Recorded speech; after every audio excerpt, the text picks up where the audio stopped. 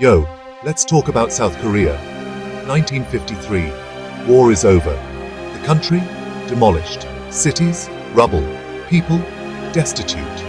This wasn't just a loss, it was devastation. Imagine your entire life, your neighborhood, your city, gone. That's what South Koreans faced. But here's the twist. This wasn't the end. It was the beginning. The Korean War was a turning point, a brutal reset button. And from the ashes of war, something remarkable happened. South Korea rose. Okay, picture this. 1960s South Korea. A nation still grappling with the aftermath of a devastating war. The streets are bustling, but not with prosperity. Instead, there's a palpable sense of struggle. The country's still reeling from the war. Poverty's rampant. Hope?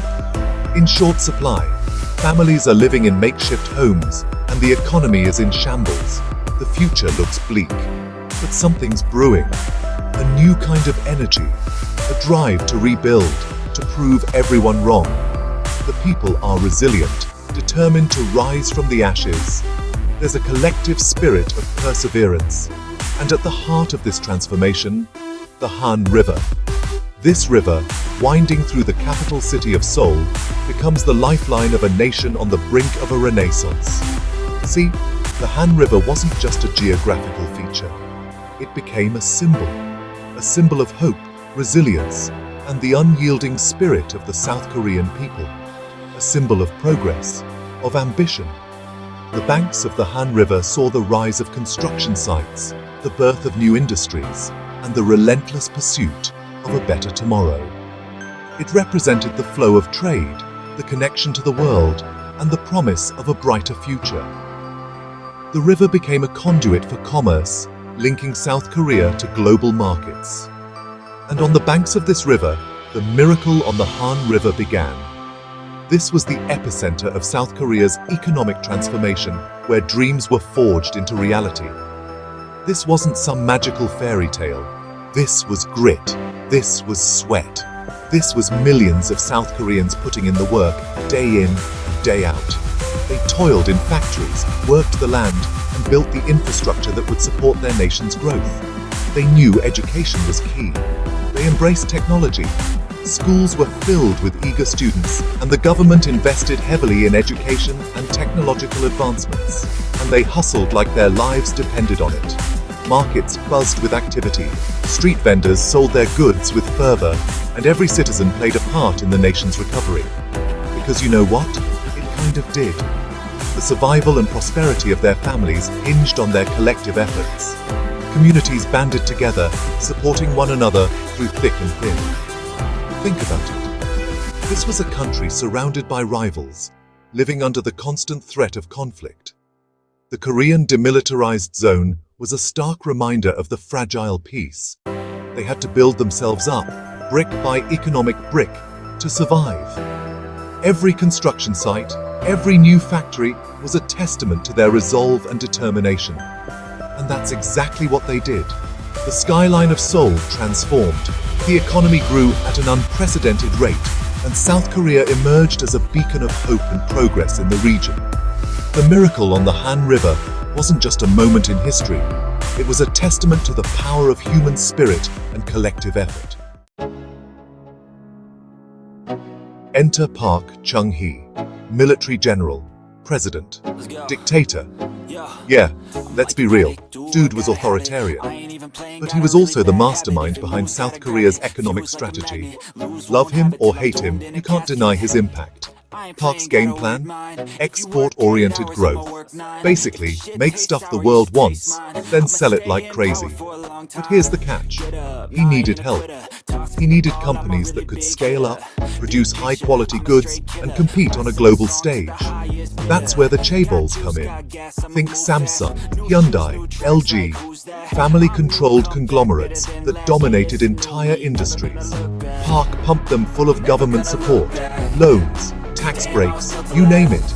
In return, they delivered the economic goods, transforming South Korea into an export powerhouse. Now, was it perfect? Hell no. Corruption was rampant. Labor rights, often ignored. But the economy boomed, jobs were created, and South Korea rose from the ashes. Park's legacy remains complex, a mix of economic progress and political repression.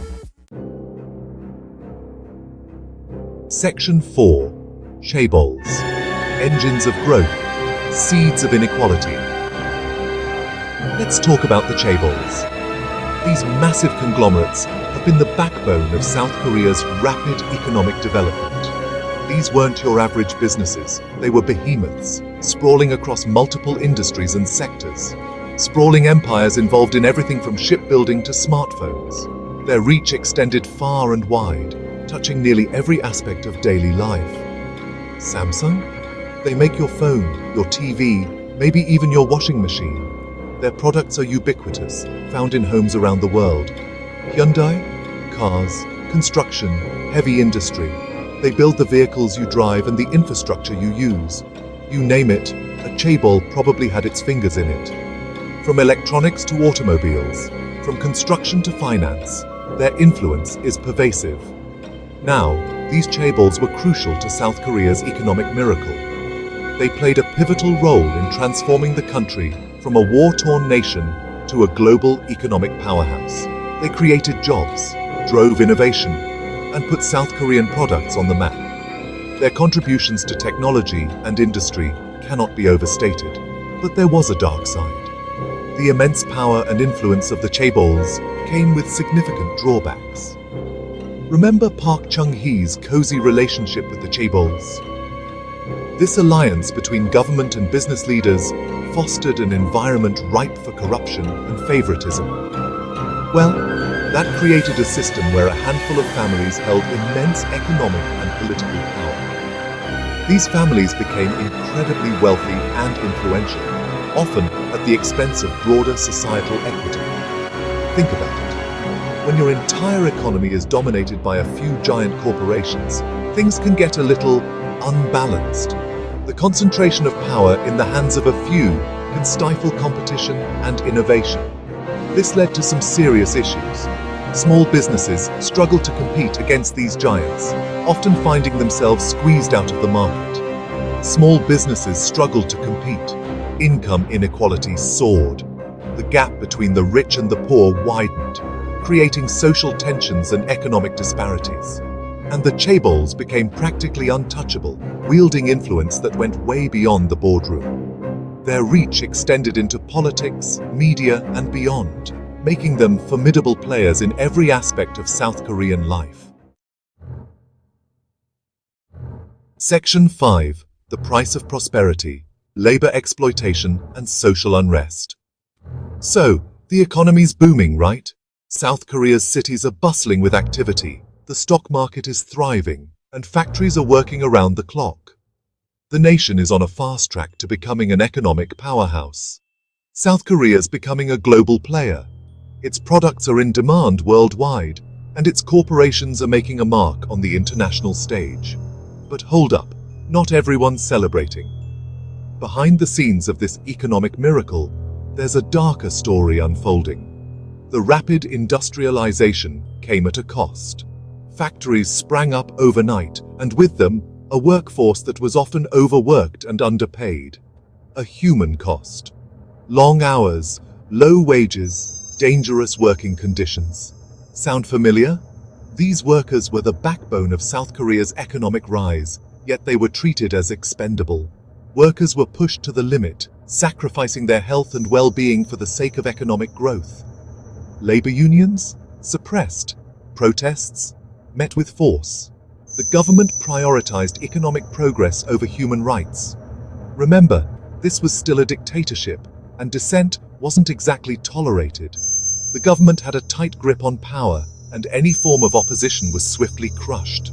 The pressure cooker eventually exploded. Years of pent-up frustration and anger among the working class led to widespread unrest. The late 1980s saw a wave of massive labor strikes and pro-democracy demonstrations. People were fed up. They took to the streets in droves, demanding change. They wanted better working conditions, a fairer share of the pie, and a say in how their country was run. The demands were clear: respect, dignity, and a voice in the nation's future. These protests, often brutal and bloody, forced the government to make concessions. Democratic reforms were introduced, labor rights improved. The sacrifices of these brave individuals began to bear fruit, and South Korea began its transition from an authoritarian state to a more democratic society. The journey was far from easy, but it marked the beginning of a new era. An era where the voices of the people could no longer be ignored, and where the rights of workers were finally acknowledged.